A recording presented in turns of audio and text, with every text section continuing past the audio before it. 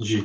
ਅਗਲੀ ਖਬਰ ਬੜੀ ਹੀ ਜਿਹੜੀ ਆ ਡਰਾਵਣੀ ਆ ਰਹੀ ਆ। ਨਿਊਯਾਰਕ ਸਿਟੀ ਦੇ ਵਿੱਚ ਕਨਵਿਕਟਡ ਕਿਲਰ 83 ਸਾਲਾਂ ਦੇ ਟਰਾਂਸਜੈਂਡਰ ਪਰਸਨ ਨੂੰ ਅਰੈਸਟ ਕੀਤਾ ਗਿਆ ਆ, ਜਿਸ ਨੇ ਬੰਦਿਆਂ ਦੇ ਬੋਡੀ ਪਾਰਟਸ ਉਹਨਾਂ ਨੂੰ ਮਾਰ ਕੇ ਅਪਾਰਟਮੈਂਟ ਦੇ ਵਿੱਚ ਸਿੱਟੇ ਹੋਏ ਸੀਗੇ।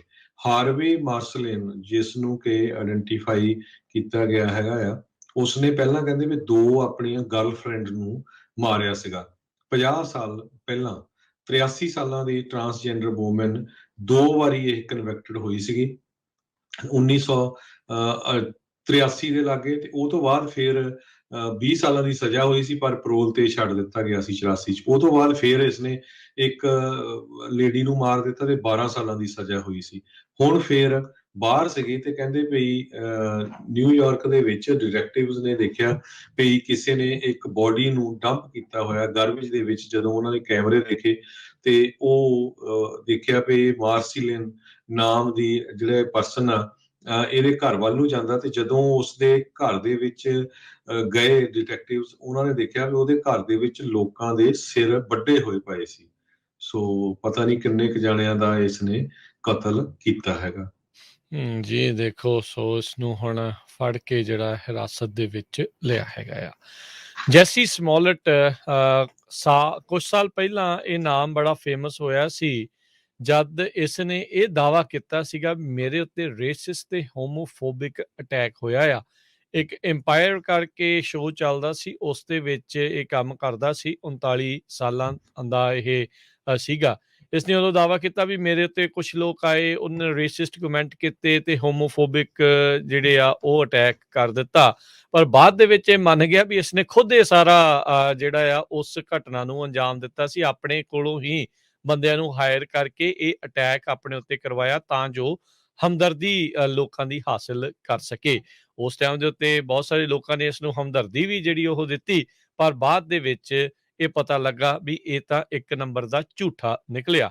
ਸੋ ਹੁਣ ਜੱਜ ਜੇਮਸ ਲਿਨ ਆ, ਉਹਨਾਂ ਨੇ ਜੈਸੀ ਸਮੋਲਟ ਆ ਉਸ ਨੂੰ 150 ਦਿਨਾਂ ਦੀ ਜਿਹੜੀ ਸਜ਼ਾ ਆ ਜੇਲ੍ਹ ਦੇ ਵਿੱਚ ਸੁਣਾਈ ਆ ਤੇ 30 ਮਹੀਨਿਆਂ ਦੀ ਪ੍ਰੋਬੇਸ਼ਨ ਆ ਉਹ ਦਿੱਤੀ ਆ ਵੀ ਕਿਉਂਕਿ ਇਸਨੇ ਫਾਲਸ ਰਿਪੋਰਟਿੰਗ ਕੀਤੀ ਸੀਗੀ ਪੁਲਿਸ ਨੂੰ ਵੀ ਉਹ ਵਿਕਟਮ ਸੀਗਾ ਰੇਸਿਸਟ ਤੇ ਹੋਮੋਫੋਬਿਕ ਅਟੈਕ ਦਾ 2019 ਦੇ ਵਿੱਚ। ਜੀ। ਅਗਲੀ ਖਬਰ ਗਲੋਬਲ ਪੈਂਡੇਮਿਕ ਦੇ ਦੌਰਾਨ ਕਹਿੰਦੇ ਵੀ ਮੌਤਾਂ ਦੀ ਗਿਣਤੀ 3 ਗੁਣਾ ਜ਼ਿਆਦਾ ਹੋਈ ਆ, ਜੋ ਕਿ ਰਿਪੋਰਟ ਕੀਤੀ ਗਈ ਹੈਗੀ ਆ। ਸੋ ਇਹ ਬਹੁਤ ਵੱਡਾ ਫਿਗਰ ਹੈਗਾ। ਗਲੋਬਲੀ ਕਹਿੰਦੇ ਵੀ 6 ਮਿਲੀਅਨ ਲੋਕ ਕਰੋਨਾ ਵਾਇਰਸ ਦੇ ਨਾਲ ਮਰੇ ਹੈਗੇ ਆ। ਸੋ ਇਹ ਫਿਗਰਸ ਆਏ ਆ, ਕਹਿੰਦੇ ਵੀ 3 ਟਾਈਮ ਘੱਟ ਦੱਸੇ ਗਏ ਸੀ। ਉਹ ਹੋ ਸਕਦਾ ਵੀ ਜਦੋਂ ਹਸਪਤਾਲ ਪਹੁੰਚੇ ਉਹਨਾਂ ਦੇ ਕਾਰਨ ਡਿਫਰੈਂਟ ਦੱਸੇ ਗਏ, ਜਾਂ ਬਹੁਤ ਲੋਕਾਂ ਦੀ ਕਾਊਂਟਿੰਗ ਹੀ ਨਹੀਂ ਹੋਈ। ਕਹਿੰਦੇ ਵੀ 7 ਕੰਟਰੀਜ਼ ਦੇ ਵਿੱਚ ਬਹੁਤ ਜ਼ਿਆਦਾ ਮੌਤਾਂ ਹੋਈਆਂ ਪਿਛਲੇ 2 ਸਾਲਾਂ 'ਚ। India, US, Russia, Mexico, Brazil, Indonesia ਤੇ ਪਾਕਿਸਤਾਨ। 4 ਮਿਲੀਅਨ ਮੌਤਾਂ ਇੰਡੀਆ ਦੇ ਵਿੱਚ ਇਕੱਲੇ 'ਚ ਹੋਈਆਂ ਆ, ਜਦੋਂ ਕਿ ਇੰਡੀਆ ਦੀ ਸਰਕਾਰ 5 ਲੱਖ ਤੱਕ ਇਹ ਦੱਸਦੀ ਆ। ਤੇ ਸਭ ਤੋਂ ਜ਼ਿਆਦਾ ਯੂਪੀ ਸਟੇਟ 'ਚ ਹੋਈਆਂ ਸੀਆਂ। ਉੱਥੇ ਮੁੜ ਕੇ ਦੇਖ ਲਓ ਵੀ ਬੀਜੇਪੀ ਫੇਰ ਉੱਥੇ ਜਿੱਤ ਗਈ ਹੈਗੀ ਆ। 1.1 ਮਿਲੀਅਨ US ਦੇ ਵਿੱਚ ਕਰੋਨਾ ਵਾਇਰਸ ਦੇ ਨਾਲ ਲੋਕਾਂ ਦੀ ਮੌਤ ਹੋਈ ਹੈਗੀ ਆ। ਜੀ। ਅਗਲੀ ਜਿਹੜੀ ਹਰਜੋਤ ਸਿੰਘ ਜੀ ਗੱਲ ਕਰਦੇ ਜਾਈਏ, ਕੈਲੀਫੋਰਨੀਆ ਦੇ ਇੱਕ ਲਾ ਮੇਕਰ ਆ, ਉਹ 25% ਟੈਕਸ ਦੀ ਪ੍ਰਪੋਜ਼ਲ ਲਿਆ ਰਹੇ ਨੇ ਰੀਅਲ ਅਸਟੇਟ ਇਨਵੈਸਟਰਸ ਦੇ ਉੱਤੇ। ਕਹਿੰਦੇ ਵੀ ਇਦਾਂ ਕਰਨ ਦੇ ਨਾਲ ਬਾਕੀ ਲੋਕਾਂ ਦੇ ਲਈ ਜਿਹੜੀ ਪਲੇਇੰਗ ਫੀਲਡ ਆ ਉਹ ਲੈਵਲ ਹੋਵੇਗੀ। ਕੈਲੀਫੋਰਨੀਆ ਹਾਊਸਿੰਗ ਸਪੈਕੂਲੇਸ਼ਨ ਐਕਟ ਜੇ ਇਹ ਕਾਨੂੰਨ ਬਣਦਾ ਆ, ਇਸ ਦੇ ਨਾਲ 25% capital gain tax, 25% capital gain tax ਜਿਹੜਾ ਹੋਊਗਾ ਸ਼ਾਰਟ ਟਰਮ ਇਨਵੈਸਟਰਸ ਪ੍ਰੋਫਿਟ ਦੇ ਉੱਤੇ। ਇਸ ਟਾਈਮ ਇਹ ਹਰਜੋਤ ਸਿੰਘ ਜੀ ਕਾਫੀ ਜਿਹੜੀ ਆ ਵੱਡੀ ਚਿੰਤਾ, ਖਾਸ ਕਰਕੇ ਜਿਹੜੇ ਹੋਮ ਓਨਰ ਬਣਨਾ ਚਾਹੁੰਦੇ ਆ ਉਹਨਾਂ ਦੇ ਲਈ ਬਣੀ ਪਈ ਆ, ਕਿਉਂਕਿ ਹੈਜ ਫੰਡ ਵਾਲਿਆਂ ਨੇ ਵੀ ਧੂੰਆਂ ਕੱਢ ਰੱਖਿਆ ਇਨਵੈਸਟਮੈਂਟ ਦਾ। ਬਾਕੀ ਜਿਨ੍ਹਾਂ ਦੇ ਕੋਲ ਮਨੀ ਸੀ ਉਹਨਾਂ ਨੇ ਵੀ ਜਿਹੜਾ ਆ ਉਹ ਇਨਵੈਸਟਮੈਂਟ ਕਾਫੀ ਜ਼ਿਆਦਾ ਜਿਹੜੀ ਉਹ ਕੀਤੀ ਆ।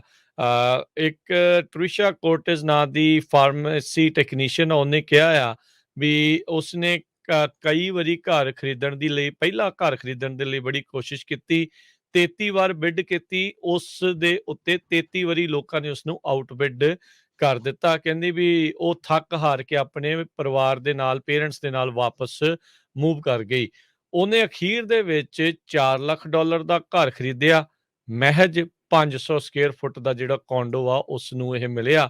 ਕਹਿੰਦੀ ਵੀ ਉਸ ਨੂੰ $70,000 ਵੱਧ ਆਸਕਿੰਗ ਪ੍ਰਾਈਸ ਤੋਂ ਜਿਹੜਾ ਉਹ ਖਰੀਦਣਾ ਪਿਆ ਸੀਗਾ। ਸੋ ਰੀਅਲ estate ਦੇ ਇੰਨਾ ਤੱਤਾ ਜਿਹੜਾ ਉਹ ਚੱਲਣਾ ਬਹੁਤ ਸਾਰੇ ਲੋਕਾਂ ਦੇ ਲਈ ਇਹ ਮੁਸ਼ਕਲ ਦਾ ਸਬੱਬ ਬਣਿਆ ਆ।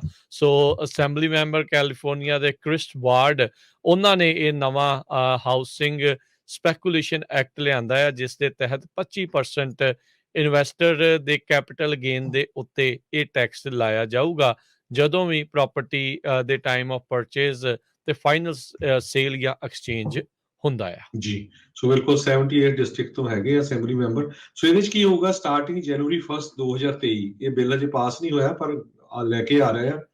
ਜੇ ਕੋਈ ਇਨਵੈਸਟਰ ਪ੍ਰਾਪਰਟੀ ਖਰੀਦਦਾ ਤੇ 3 ਸਾਲਾਂ ਦੇ ਵਿੱਚ ਉਸ ਨੂੰ ਵੇਚ ਦਿੰਦਾ ਆ, ਫਲਿੱਪ ਕਰਦਾ ਹੈ, ਤੇ ਉਹਨੂੰ 25% ਟੈਕਸ ਉਹਦੇ ਤੇ ਦੇਣਾ ਪਊਗਾ। ਕਰਨਾ ਕਿਉਂ ਪਿਆ? ਕਿਉਂਕਿ USA ਦੇ ਵਿੱਚ $63.6 ਬਿਲੀਅਨ ਵਰਥ ਆਫ ਹੋਮਸ ਪਿਛਲੇ ਸਾਲ ਉਹਨਾਂ ਲੋਕਾਂ ਨੇ ਖਰੀਦੇ ਆ ਜਿਹੜੇ ਇਨਵੈਸਟਰ ਆ। ਸੋ ਦੇਖੋ, ਹੁਣ ਜੇ ਇਨਵੈਸਟਰ ਨਾ ਖਰੀਦਦੇ ਤਾਂ ਆਮ ਲੋਕਾਂ ਨੂੰ ਉਹ ਘਰ ਮਿਲ ਸਕਦੇ ਸੀਗੇ। ਸੋ ਲੋਕ ਪ੍ਰੋਫਿਟ ਕੱਢਦੇ ਆ, ਫਿਕਸ ਉੱਪਰ ਲੈਂਦੇ ਆ ਤੇ ਉਹਨੂੰ ਫਿਕਸ ਕਰਕੇ ਵੇਚਦੇ ਆ। ਸੋ ਇਹ ਬਿੱਲ, ਮੈਨੂੰ ਲੱਗਦਾ ਵੀ ਇਹ ਬਿੱਲ ਪਾਸ ਹੋ ਜਾਣਾ ਜੇ ਆਇਆ ਤੇ, ਕਿਉਂਕਿ ਵੱਡੀ ਪ੍ਰੋਬਲਮ ਇਸ ਵੇਲੇ ਕੈਲੀਫੋਰਨੀਆ 'ਚ ਸ਼ਾਰਟੇਜ ਆਫ ਹੋਮਸ ਦੀ ਹੈਗੀ ਆ।